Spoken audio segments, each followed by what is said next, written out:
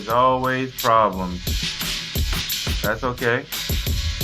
You gotta work through them.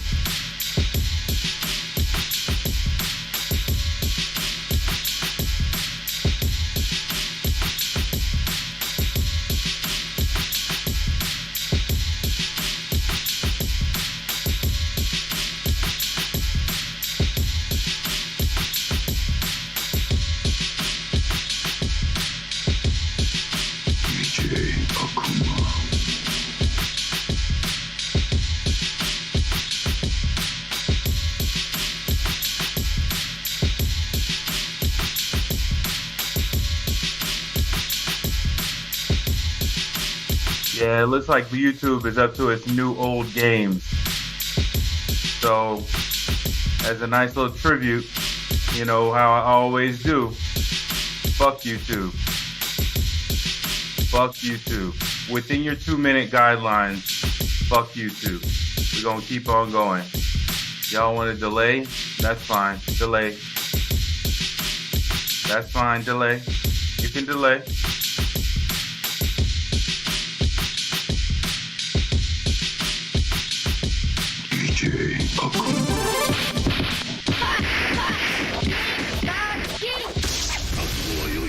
Yeah, let's go ahead and get into this so I can fix this microphone. You know, I'm wondering whether or not YouTube has a client function or not, so far as OBS software is concerned. I wonder whether or not y'all have a client function.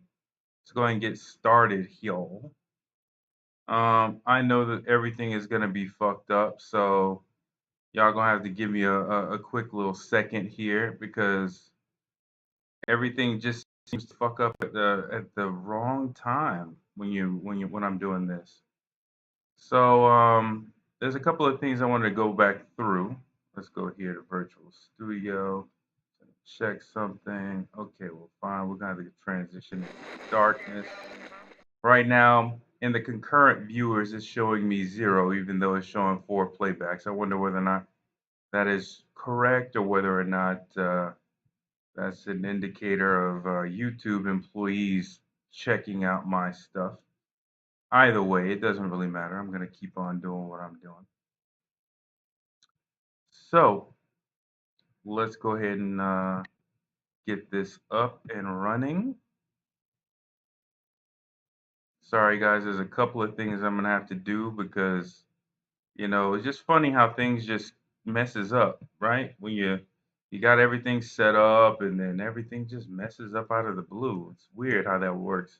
As soon as I hit start streaming, I have all these problems with Surfshark. I have all these problems with my connection. Funny how that always happens, right? It's like it's like it always happens like that. It's funny how that happens, but that's okay. That is a-okay.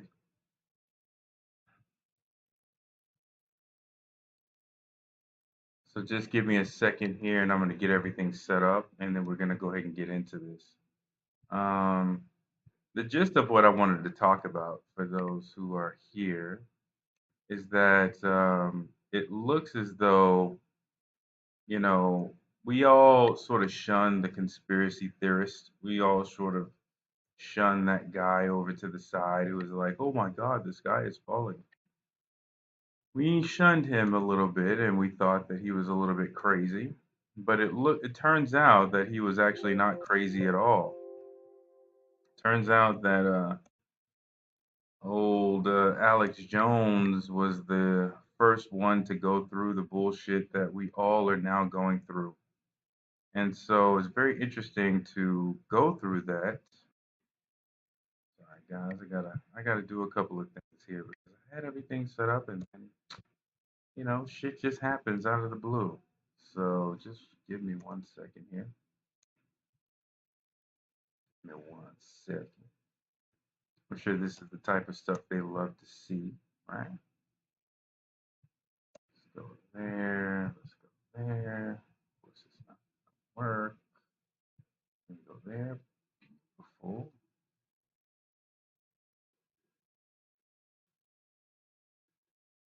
Beautiful. even though it's not really supposed to be showing that one. Okay. See, it's always fucking up in a weird way, right? It's always fucking up in a weird way. Even though it's not supposed to be showing this like this, but that's okay. We'll go ahead and do it like this, and do it like this, and transition over. And gotta do all these little weird things all the time. Now I gotta switch out and hold on 1 second. Let me see if I can fix this situation with my microphone. Just 1 second. Because it's always something. Like I said, it's always something. Always something when I go on YouTube. That shit happens, huh? Let's switch over.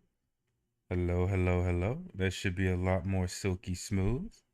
Awesome. Now we can start. You see how that took all that goddamn time? All that goddamn time for all that shit. So it looks like on a general basis, we are all Alex Jones, right? So what do I mean by that? Obviously, that's a sensationalist title. I'm fairly confident YouTube censors are all trying their best to look to see whether or not I'm going to show Alex Jones content.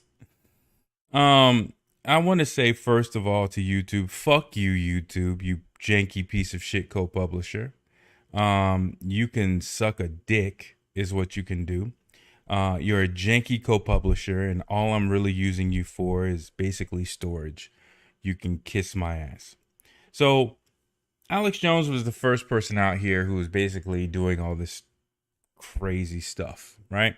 Seemingly crazy things at the very least, but a large amount of what he was talking about was sourced. A large amount wasn't, but a large amount was, right? And so at the end of the day, he was basically out here just trying to entertain people in many cases. That's actually backed up by his deposition in his custody situation with his with his ex-wife. And so at the end of the day, a large amount of his views got dismissed, but him being deplatformed in the way that he was deplatformed, a large amount of people thought that that was a good thing only because they disagree with his points of view. And because they disagree with his points of view, they thought, oh, well, him being deplatformed is not that big of a deal, right? And so that's where they went with it, right? So long as it was somebody who they disliked being deplatformed, who cares, right? So we fast forward to 2021. I think that happened, what, a couple of years ago? I think that happened beginning of Trump's, or actually, no. I don't know when that happened. I thought that happened beginning of Trump's administration, but I think it actually happened before that. Not sure. But a couple of years ago, right? And now we have people, specifically people, we have people like Double Toasted, which I sort of went into before, right? I went into them a little bit before, where they basically talked about their struggles and their issues and their whatnots, right? So I'm going to be talking horribly bad about those individuals right here, right now. And so I want to make sure that I don't run into any sort of, wow, so many issues keep popping up when I'm doing this. So I'm going to make sure that I have them in the background and just audio only so that we don't have any issues. So let me go ahead and bring up Double Toasted and we can go ahead and get into this. All right, because I actually commented on this in several ways. Wow, so slow. It's so doggedly slow, even though I have a very fast internet connection. We're going to talk about Double Toasted only because they are sort of like canaries in the coal mine. Like, this is just a black owned and operated YouTube decides to come in and give us a strike. Yeah, we'll talk about that in a second. But they're a black-owned and operated entertainment platform where with a large amount of viewership, right? And YouTube knows their real numbers and their real subscriber bases and how many people actually really follow them, as well as their potential exposure if they were boosted, like if they were on the trending page as many times as they should be on the trending page, right? And so they could sort of compare their metrics to other people who are less entertaining or less well known and does less so far as daily output or weekly output as Double Toasted, and they can sort of define how much Double Toasted would actually have an exposure. Now, Double Toasted, as I've already shown in the past, have actually dusted off their black card from time to time and let their viewers know that, hey, we're actually black over here. You know what I'm saying? We're not actually, white. A large amount of our jokes may be white. A large amount of our staff may be very inclusive. But at the end of the day, we're two black men. The owner, Corey, and I'm assuming the collaborator, Martin, are two black men. And therefore, they remind their viewership from time to time, hey, we're not with that fuck shit, right? They dust off their black card and swipe it for good use, right?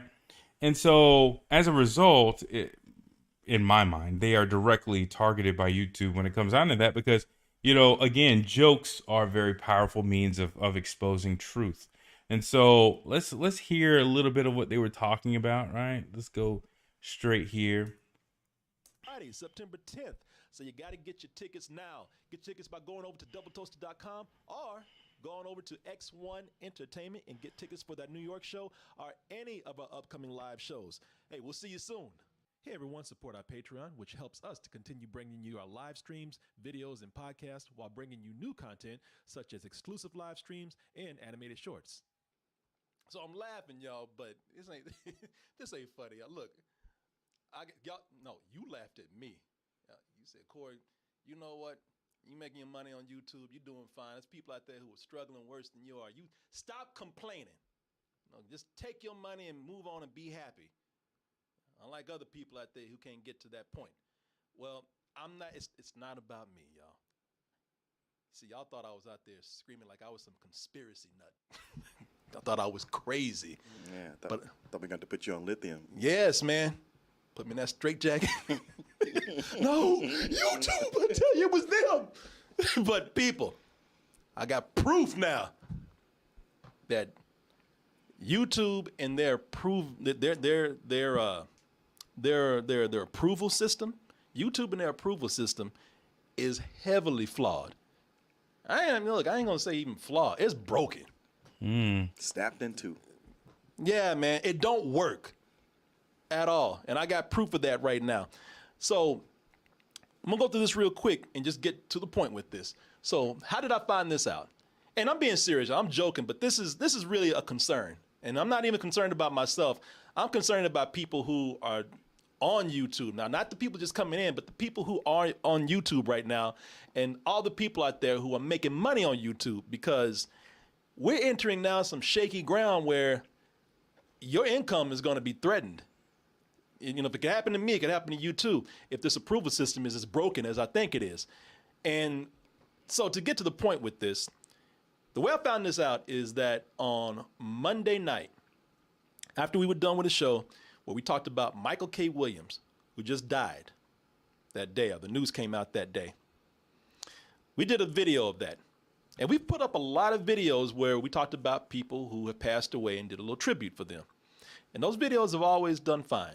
For some reason, this Michael K. Williams one, we put that up to get approved for monetization.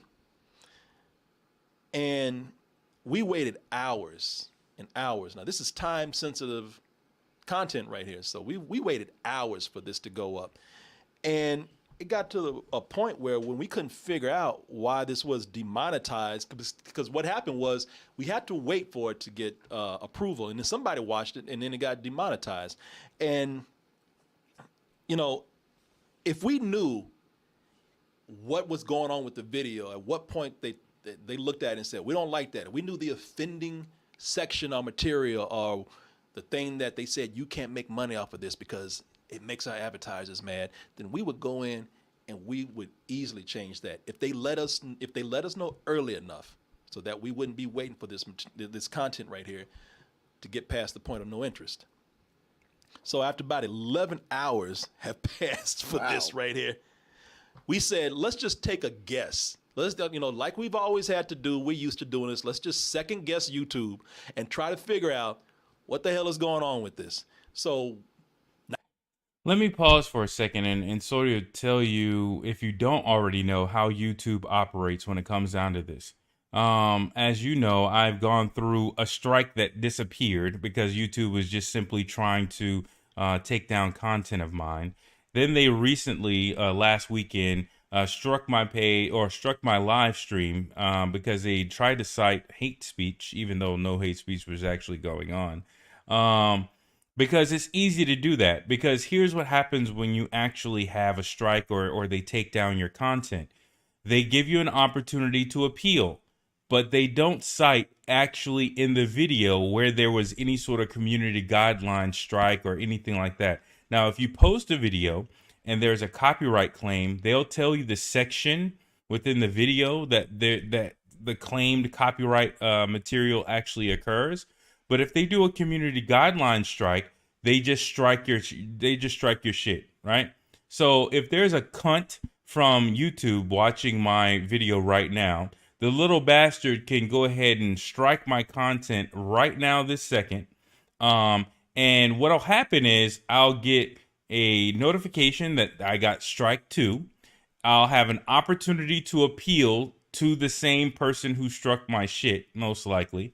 And what'll happen is they'll have a copy of my video that shows up as a black screen that you won't be able to see anymore. They won't actually show you a timestamp of what actually occurred that violated community guidelines in any way, shape, fashion, or form.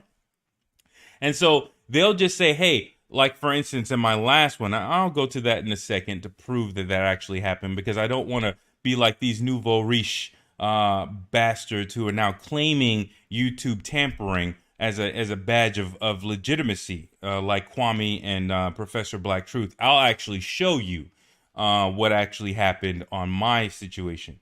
But what'll happen is you'll just have that appeal. You'll have the video showing up there, but it'll be a black screen that you'll keep on trying to hit play on, right? And it won't actually play. There won't be a section that it actually says, therefore, because the video is not playing. There won't be a section that they say, oh, here exactly is where you actually violated community guidelines in some way, shape, fashion, or form, right? Which it makes it impossible for you to appeal. For instance, if you have an hour or 2 hour long or 3 hour long live stream and they don't actually put that in there, you don't actually have a means to appeal. Now, in my previous video, they actually cited my video as hate speech. Again, there was no hate speech that actually occurred. That was an hour-long stream. No actual hate speech occurred. But put this in context.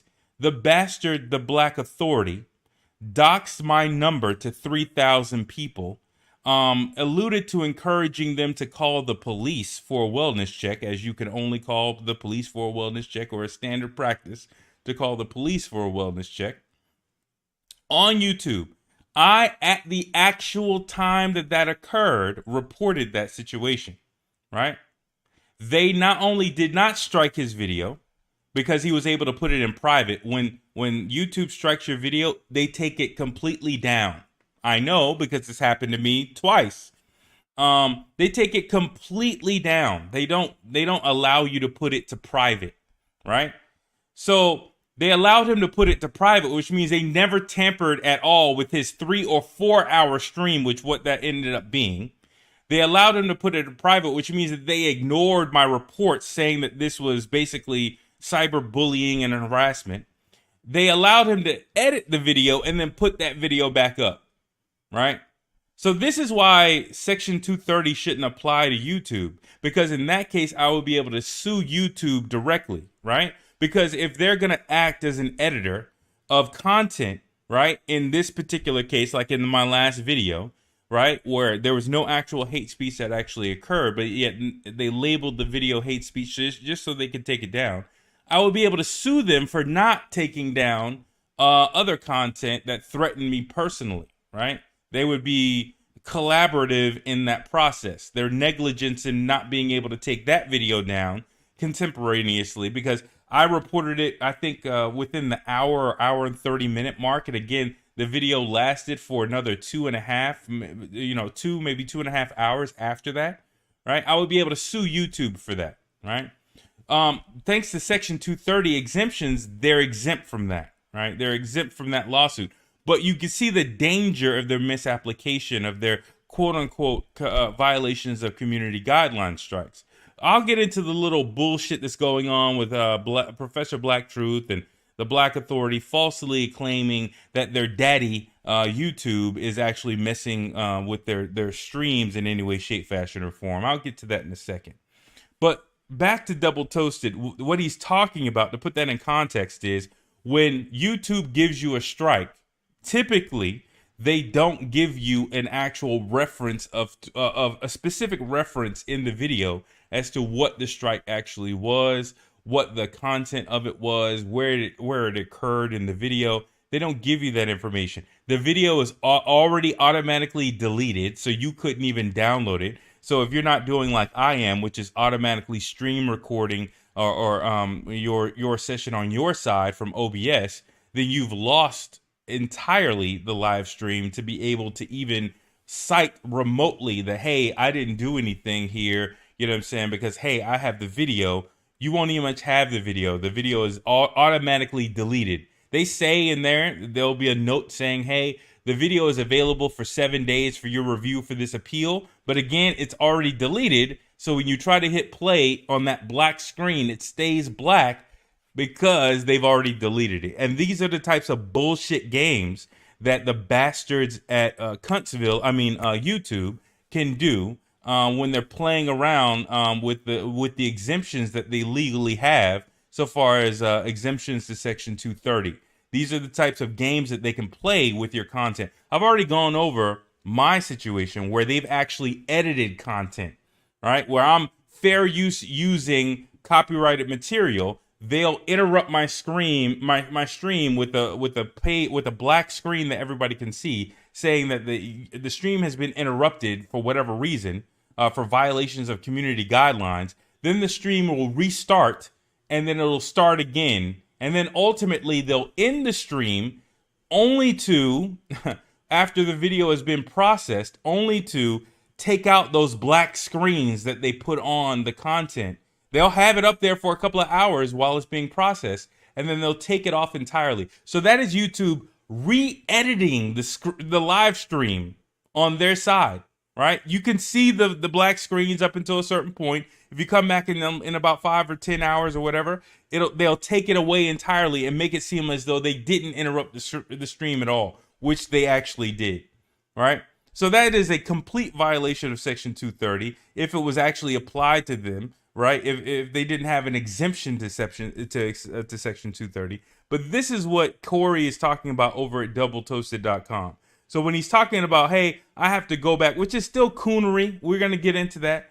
But what he's talking about when he's saying, well, we'll just go back and we'll try and see what YouTube want us to edit, what he's basically saying is he's going through that appeals process, which is probably similar to what I'm going through or what I've went through, which is basically you don't get a reference to what they're talking about. They'll just say community guidelines, hate speech, or community guidelines, blah, blah, blah, blah, blah, and leave it at that and basically ignore everything else. They don't give you a video.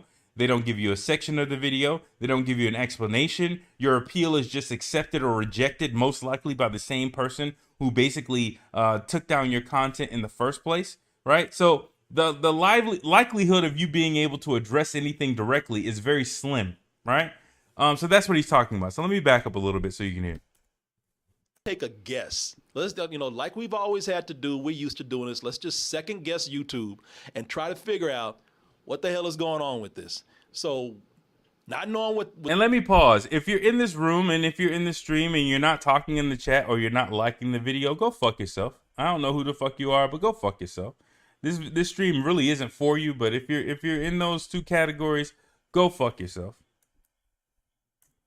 Was offending them. We just said, well, the only thing that we could figure out is that we talked about Michael K. Williams and his addiction, because he died of an overdose. Yeah, heroin. Heroin, yeah. And so we just figured that, all right, so, okay, even talking about drugs, even if it's in context of a news story of somebody's passing, YouTube doesn't even like that. Right. Yeah. Yes. I've watched Philip DeFranco. He talks about it all the time. Anytime he mentions drugs or anything remotely political, demonetized. Yes. So what we did was, cool, we know how to play the game now. So we made another version where we took all the drug talk out of it. Even though it was, in my opinion, inoffensive, we pulled all the drug talk out of it. And we just put both videos up to see which one was going to get demonetized first, because that's the way it works with us. It gets put up, there's an algorithm or something that looks at it and deems it not being able to make money, not being able to get monetized. It has to be approved by a person after that, I figure. And then the person looks at it and says, all right, you know what? Fine, it's cool. Go ahead, make your money. So we put both videos up. Let's see which one does it first, the one with the drug talk or the one without the drug talk. Well, here's the crazy thing that happened with this. Both videos are up. One gets demonetized. Which one is it that gets demonetized? The one that gets demonetized is the one where we're talking about the drug use.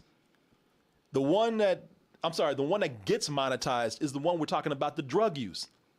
The one that we're able to make money on is the one we're mentioning the heroin and everything. And the one that gets demonetized is the one where we took the drug talk out. Now let's go directly there. Right? So the way I got introduced to this news from about Michael K. Williams is through Boyce Watkins. Right? So Boyce Watkins is a tool of white supremacy, in my opinion. He is a previous business associate with Charles Wu, somebody who I would easily label as somebody who only saw the black community and our struggles as a means of gaining profit, and spoke to that point when he was trying to pitch whatever he was trying to pitch in that video, in my opinion. So whenever somebody who you define as a tool of white supremacy or a tool of YouTube decides to give you a specific narrative, right? It's your job to counter that narrative, or at least think about something else.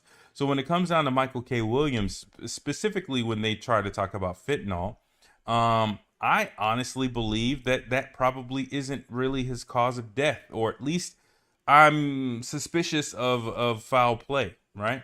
Because one of the easiest ways for you to be able to get away with murder is to basically poison them with fentanyl. And then, especially if they have a previous history with drug use, you can poison them with fentanyl, and then throw some heroin in the mix, and most likely people will put two and two together, or make an assumption, or make leaps of conclusions, and decide to say, well, hey, this person over here must have overdosed on heroin, and that's the reason why they died, or they passed away, right? The very good example of that is Prince, right? Dying in front of his elevator, right? From a fentanyl overdose, right?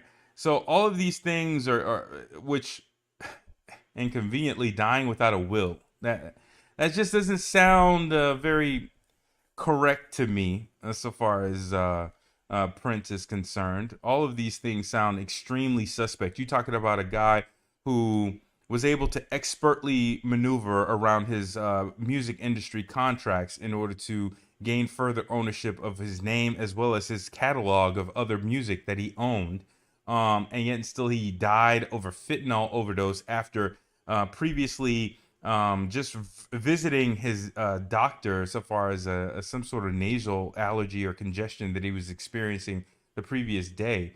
And he dies the next day of a fentanyl. Get the fuck out of here. Get the fuck out of here. Get the fuck out of here. Right? It's bullshit to me. So at the very least, it's narratives that just doesn't make sense. And without a huge amount of evidence to support it, I'm not going to believe it. And the other thing I'm going to say when it comes down to Michael K. Williams is that he was involved in a large amount of positive things at the same time, right?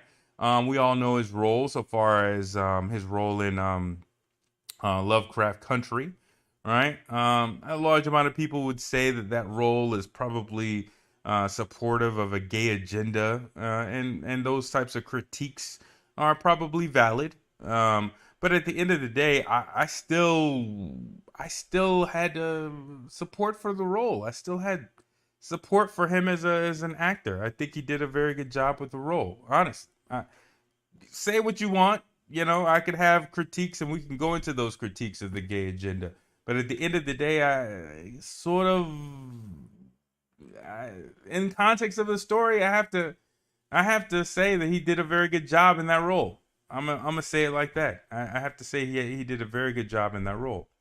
But at the end of the day, right? After that role, which sucks that there wasn't a season two, and I think had a contributing factor to his death, because at the very least, he would have been in a very different set of circumstances had they been filming season two of Lovecraft Country as opposed to not. But he was involved in a large amount of positive things. A large amount of positive things. You mean to tell me that this individual who was involved in a large amount of positive things after his role in Lovecraft Country in his personal life, I think he was addressing police violence and stuff like that in his community. You mean to tell me he was also doing heroin? To the point where he had a fentanyl over? Nah, I don't believe that, right? So me personally, I don't believe that narrative. But then when you put this in context to what Double Toasted is talking about, and Double Toasted is talking about, well, they monetized the one where we were talking about the addiction, and they didn't monetize the one where we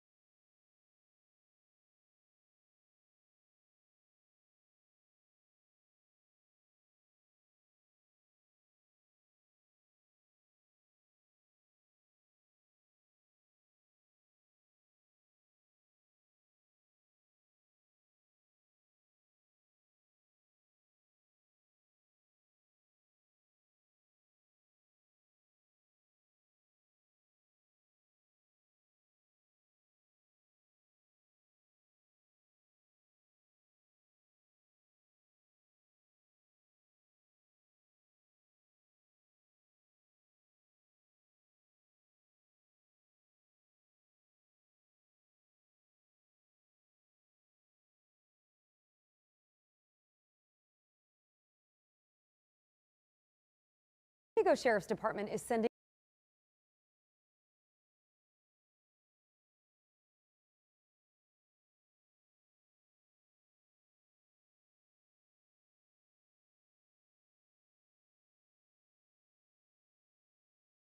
out an urgent warning today after the near death of a deputy.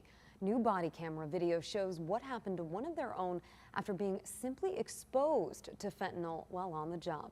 ABC 10 News reporter Mimi Alcala joins us live from the sheriff's headquarters in Kearney Mesa with the message they want everyone to hear. Mimi. Hi, Lindsay. They want people to see this video and realize just how quick and easy it can be to accidentally overdose on fentanyl. And I want to warn our viewers that some may find the footage to be disturbing. I got you, okay? I'm not gonna let you die.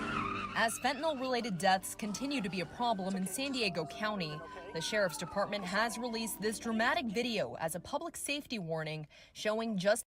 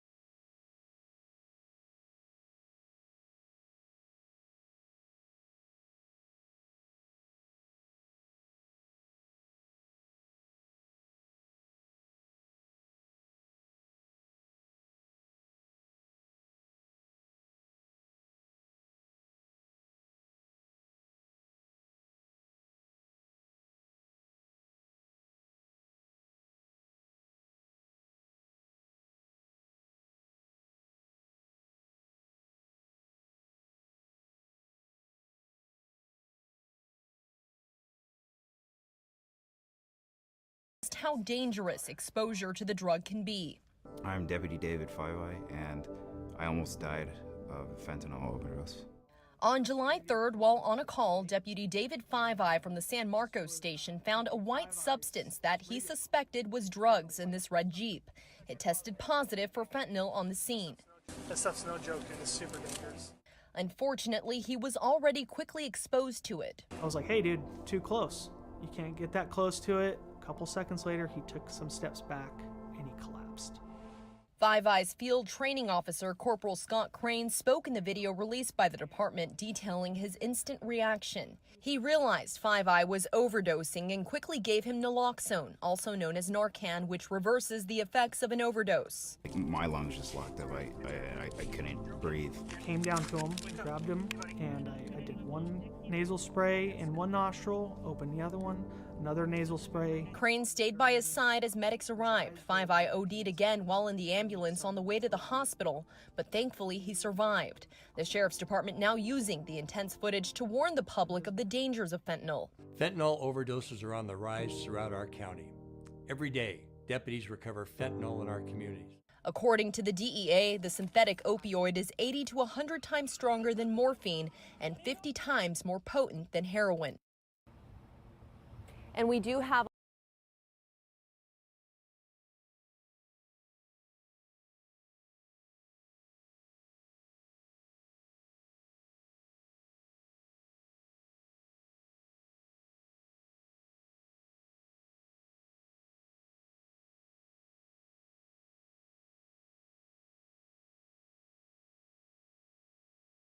Wake that